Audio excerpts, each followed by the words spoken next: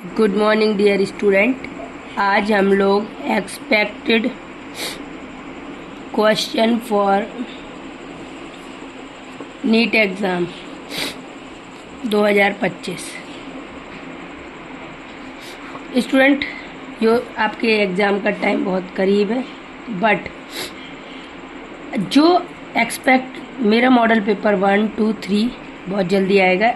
I am sure इनसे आप 10 से 20 क्वेश्चन एग्ज़ाम में ज़रूर पाएंगे। So read carefully, okay.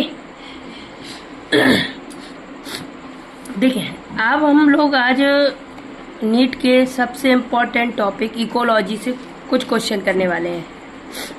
तो देखिए, सबसे पहले क्या है कि जो खाद्य पारिस्थितिकी है, खाद्य पारिस्थिति एक खास परिस्थिति में खाद्य परिस्थिति में मृदा पोषक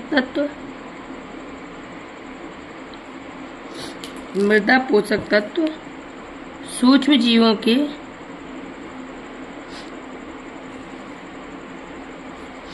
जैव भार के साथ बंधे रहते हैं।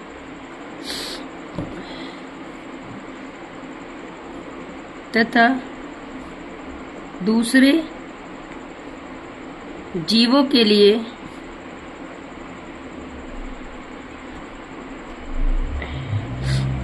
अस्थायी रूप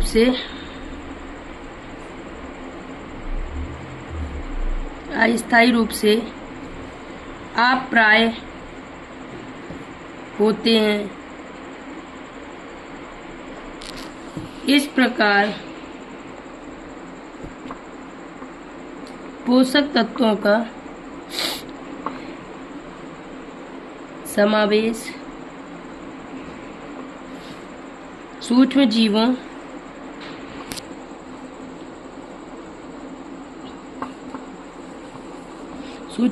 में क्या दिखाता है? पोषक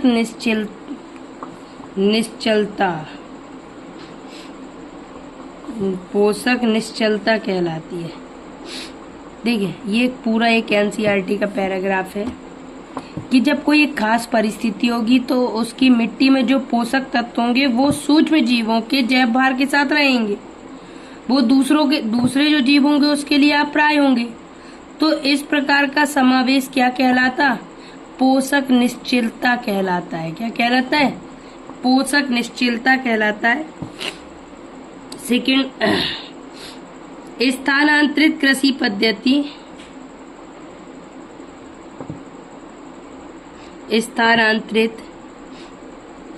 पद्धति वनारोपण को नहीं दर्शाती है। यानी जो स्थानांतरित कृषि है वो वन रोपण को नहीं दर्शाती है। अगला, अगर किसी जाति का जैविक विभव उच्च हो जाता है, अगर किसी भी जाति का जैविक विभव उच्च हो जाता है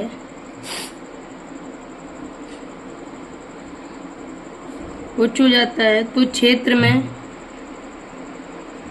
क्या होगा? जाति की विभिन्नता बढ़ जाती है। तो क्षेत्र में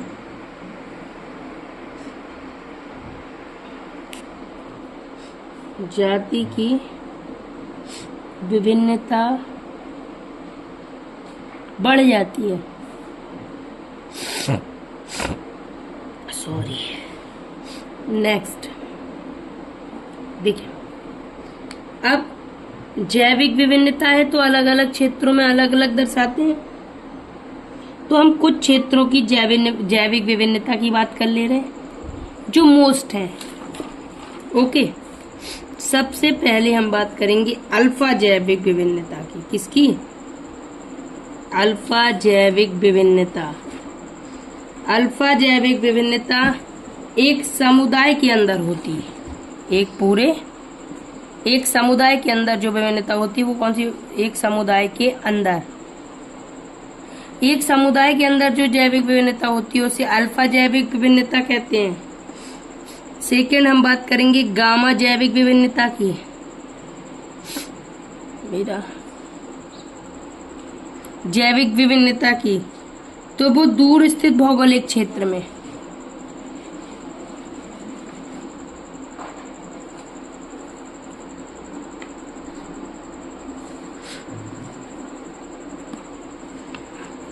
अब नेक्स्ट होता है उच्च जाति विभिन्नता। तो ये तप्त क्षेत्रों में होती है। उच्च जाति विभिन्नता कहाँ होती है? तप्त क्षेत्रों में होती है। नेक्स्ट बीटा जाति विभिन्नता। तो बीटा जाति विभिन्नता कहाँ होती है? दो समुदायों के बीच में, दो समुदायों के बीच में। Is that clear? अल्फा जाति विभिन्नता कहाँ होगी? एक समुदाय में होगी। गामा कहाँ होगी? दूर स्थित भौगोलिक क्षेत्र में। उच्च जाति विभिन्नता कहाँ होगी? तप्त क्षेत्र में। और बीटा जाति विभिन्नता कहाँ होगी? दो समुदायों के बीच में। ये इम्पोर्टेंट है एग्जाम के पॉइंट ऑफ व्यू से। नेक्स्ट, जो परभक्षी होते हैं, एनसीईआरटी में साफ साफ लिखा है परभक्षी विवेकी होता है। क्या है? प्रकृति में परभक्षी विवेकी होता है। प्रकृति में परभक्षी कैसा होता है? विवेकी होता है।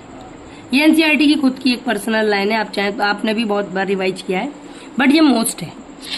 प्रकृति में क्या है? परभक्षी कैसा होता है? विवेकी होता है। देखिए हम आपके सामने एक ग्राफ बना दें।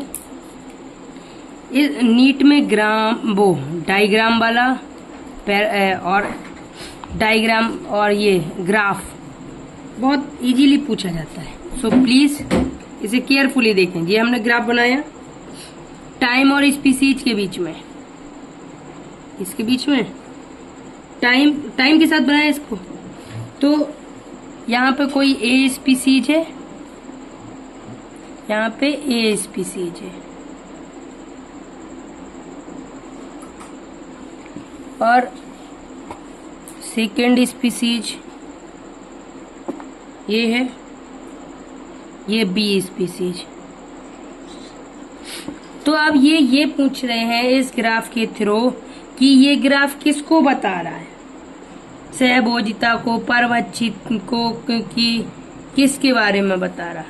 तो देखो ये दोनों डिपेंडेंट है ना, तो ये ग्राफ किसके बारे में बता रहा है? ये सहभोजिता के बारे में बता रहा है। किसके बारे में बता रहा है? सहभोजिता। Is that clear? नेक्स्ट देखें, एक प्लांट था पार्थेनियम। एक प्लांट है पार्थेनियम, वो एक विदेशी जाति है। पार्थेनियम क्या है? एक विदेशी जाति है।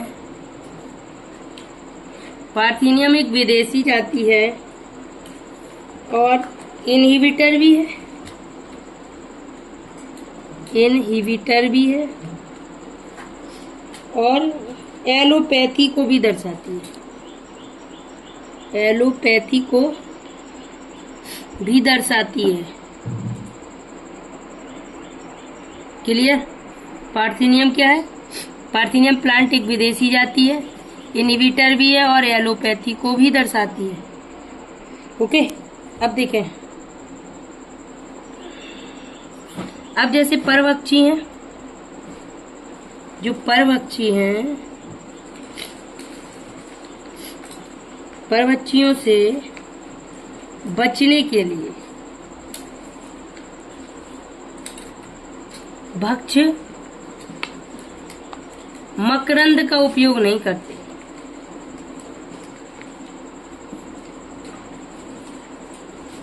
मकरंद का उपयोग नहीं करते। क्लियर? अब देखें, जो जी जैविक विविधता है,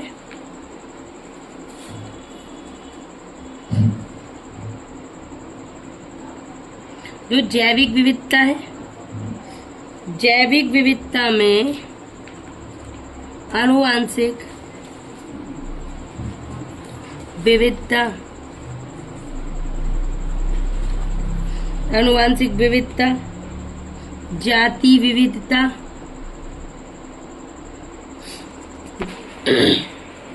और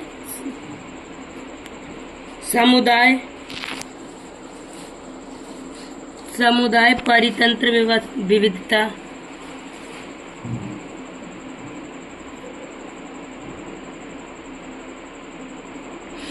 सम्मिलित हैं।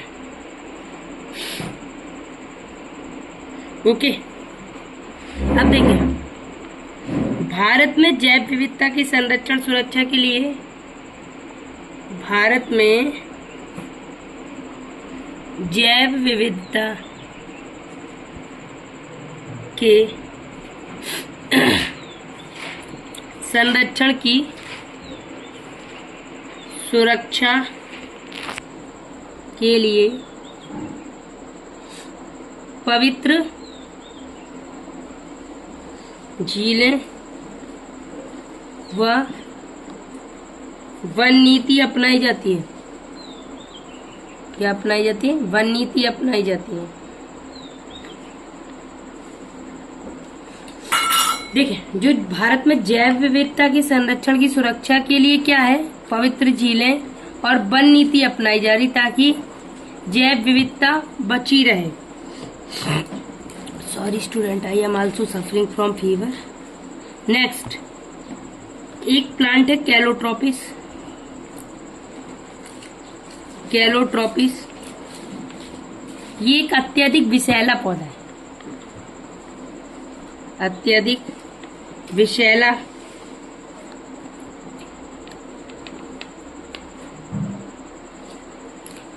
है।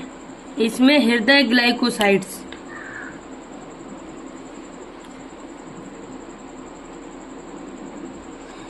कैलोट्रोपिस एक अत्यधिक विषैला, ये हृदय ग्लाइकोसाइड उत्पन्न करता है। इसी ग्लाइकोसाइड की वजह से कोई भी पशु इसे चरते नहीं है। इसी कारण पशु इन्हें चरते नहीं हैं।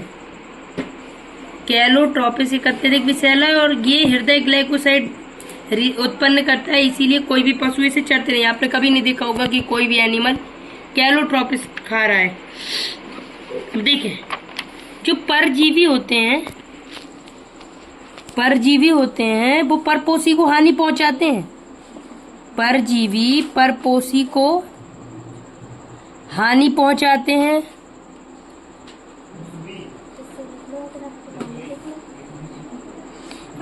अब परजीवी परपोषी को हानि नहीं परजीवी परपोषी को हानि पहुंचाते हैं। अगला, पादपों की उत्पादकता और वितरण। पादपों की उत्पादकता एवं वितरण ताप,